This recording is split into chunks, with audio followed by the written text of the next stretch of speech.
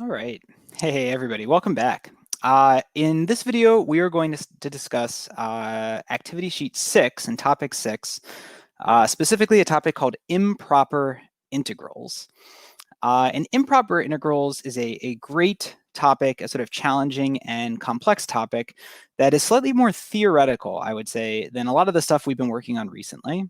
Recently, we've been looking at a lot of integration techniques. So these are sort of bona fide tricks, tips, strategies for calculating integrals that typically involve some clever algebraic manipulation. But what we want to talk about today is something of a more conceptual quality. Specifically, we are going to try to look at area under a curve, but specifically area under a curve that might not be bounded between two x values a and b. Okay, let me explain.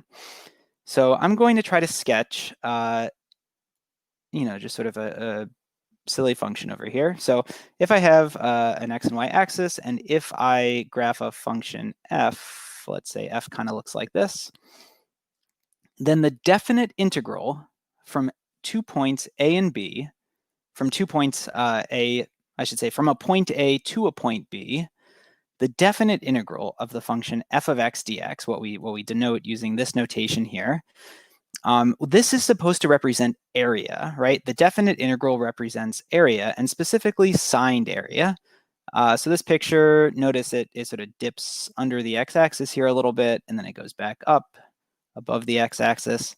What we get here is that this integral represents a signed area. Specifically, these two parts, these count as sort of positive area. They're above the x-axis, so we would count them as positive area. This piece here is negative, and so we would count that as negative area. And so we would take all the positive area, we would subtract the negative area, quote unquote, and we would get a finite answer. And this would be the answer that's represented by the definite integral, right? So again, definite integrals represent signed area between 2 points A and B. And we use this notation here. The fundamental theorem of calculus, as you might remember, the fundamental theorem of calculus allows us to calculate this by taking an antiderivative of little f, call it big F. So we find an antiderivative and we calculate f of b minus f of a. And we're allowed to calculate it this way. This is true by our favorite theorem, right? By the fundamental theorem of calculus. And this is true if our function little f is a function that is continuous in between a and b. We can relax that a little bit, but typically the function is supposed to be continuous between a and b, as we've drawn in this picture over here. Now, that being said, though, the idea of a definite integral has the potential to break down if we don't have those explicit endpoints a and b. So as sort of a silly example, let's take the function x squared plus 1, kind of looks like this, right? The function f of x equals x squared plus 1. And let's say I wanted to find all the area that sits under this curve to the left, to the right of x equals 1. So this will be my left endpoint. But then just let it go on forever. So I don't give it a cutoff value b, and it just sort of grows and grows. Intuitively, we can see that this will have an infinite amount of area, and that we would need to have a concrete cutoff point b in order to rein it in and to make it a finite amount of area. And that sort of intuitively makes sense. That area is just going to keep growing and growing and growing without bound.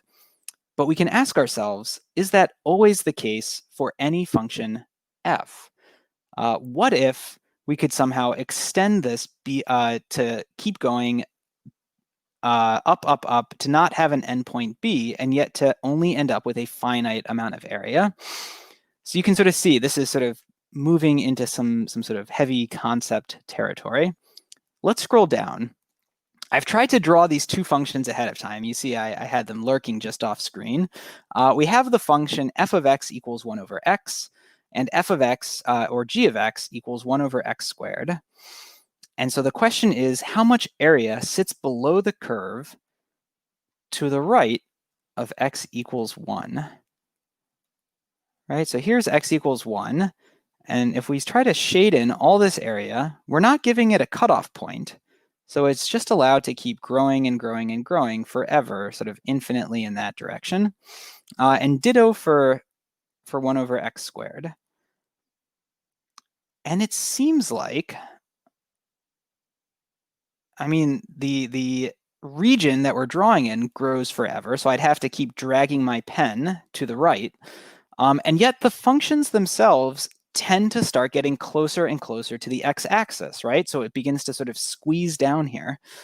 And so it's possible that the area under here is infinite, right? It might be infinitely much area, or it might be a finite amount of area, and we're just not sure, right? So that's our question. How much area is under these two curves?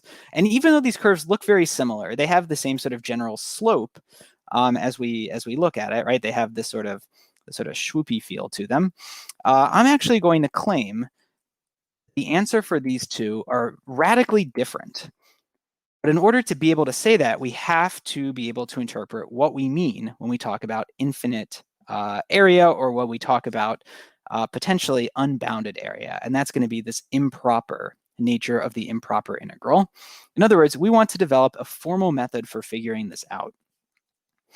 So what I would love to be able to do, what we ultimately do end up doing notationally, is we can represent this as an integral. Let's say, I'm just going to use a stand-in here. I'm going to write f of x, but that could be 1 over x, or that could be 1 over x squared. And because it's a definite integral, or it sort of looks like a definite integral, I want to put bounds of integration sort of down here and up here. In both of those pictures, it looks like we're starting at the number 1, but we go on forever to the right. So I'm going to say what we'd like to do is we'd love to be able to throw a little infinity up here and use this notation to represent the integral that starts at 1 and goes on forever and represents all of that area under the curve. Now, that's a-okay, right? This is just notation, and so we can define this notation to represent the picture above, right? In other words, I can throw on this infinity sign and allow it to represent the fact that that grows without bound and never has a cutoff point. I don't think we're doing anything illegal there. However, and let me scroll down just a little bit further. If I wanted to evaluate this integral, I run into trouble. And I'm going to run into trouble in two ways immediately. First of all, if I try to use the fundamental theorem of calculus, right, maybe I'll write here FTC question mark. If I try to use the fundamental theorem, this would become capital F of infinity minus capital F of 1. And that just doesn't make sense, right? F of infinity, we can't plug infinity into our antiderivative function, capital F. That doesn't really make sense. So something really unfortunate is happening here. In fact, we can't even use the FTC here. So this is a straight up illegal move that we're trying to make. And this just does not fly. The reason being, the fundamental theorem of calculus only applied to functions that satisfied certain conditions, right? Like the function is continuous on the bound on which it's being integrated. And we needed to have two finite numbers, a and b, to integrate between. In other words, the fundamental theorem of calculus as defined only worked for with two bounds of integration. So we needed the a and the b in order to apply the fundamental theorem of calculus. So that's unfortunate. So here's what we're going to do instead. Let me erase a fair bit of this. Here is what we're going to do instead, right? And here's where we're getting into the fun concept trickery of it all. Instead of calculating the integral from 1 to infinity, we're going to calculate the integral from 1 to a number b, right? Because if we have a number b, we are completely allowed to do this, right? Let's say I put my b right here. I'm allowed to calculate that definite integral and calculate all of that area there. I can calculate that using Riemann sums. I can calculate that using the fundamental theorem. This is notation that I know makes sense, that's rooted in Calculus 1 knowledge. But, of course, if I fix b to be a finite number, I'm not actually getting all of the area. I'm only getting the area up to b. And so here's where I get to use my calculus concept.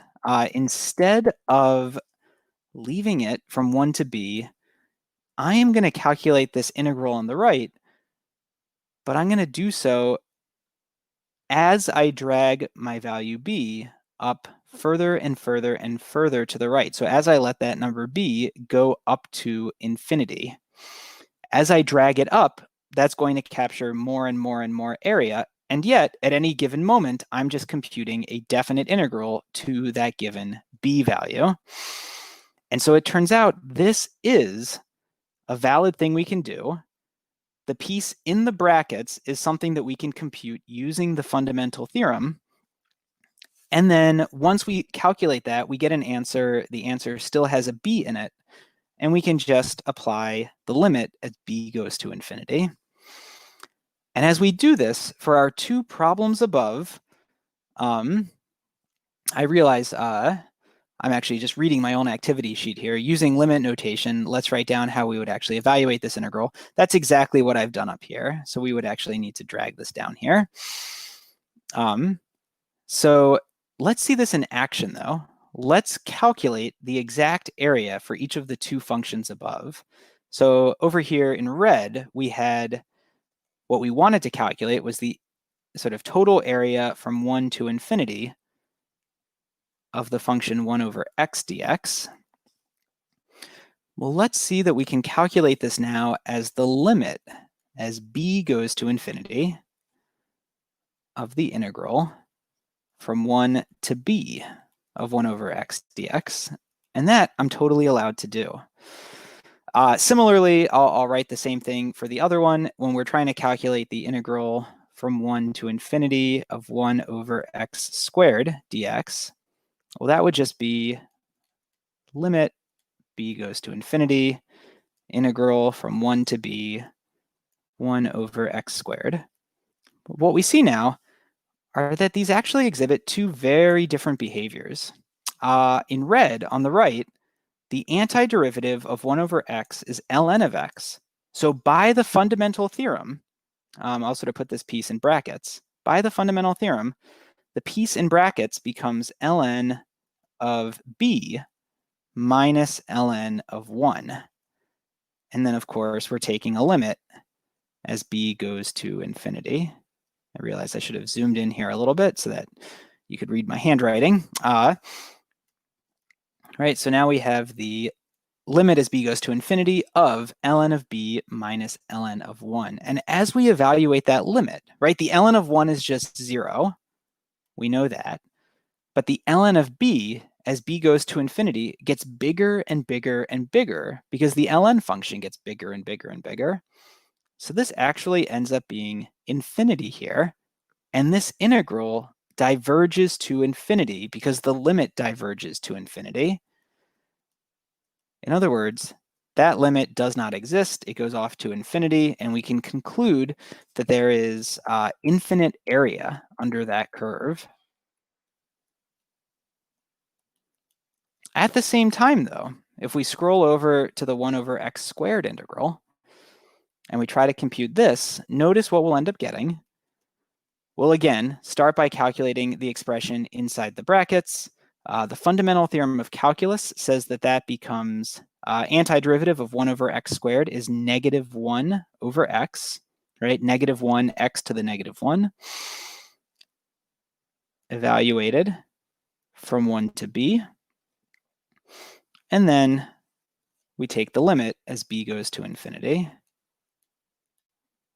Right, so maybe after we've plugged in, I'll still keep this limit out front for a moment. This becomes negative 1 over b minus negative 1 over 1. And as b goes to infinity, this goes to well, this gets smaller and smaller and smaller. Its denominator gets bigger and bigger and bigger. So this ends up looking like -0 plus 1, aka this limit just becomes a 1. So in fact, for the function 1 over x squared, there is a finite amount of area under that curve, and that total amount of area, all that blue shaded area, is just equal to 1. So this is a little bit of a challenging concept, and we're going to spend a bit of time in class talking about this. The idea that we can take an improper integral, an integral all the way off to infinity, and yet have the total amount of area under that curve be finite. Very cool. We're getting into some fun concepts here. Thanks so much for watching this video. I'll see you in class.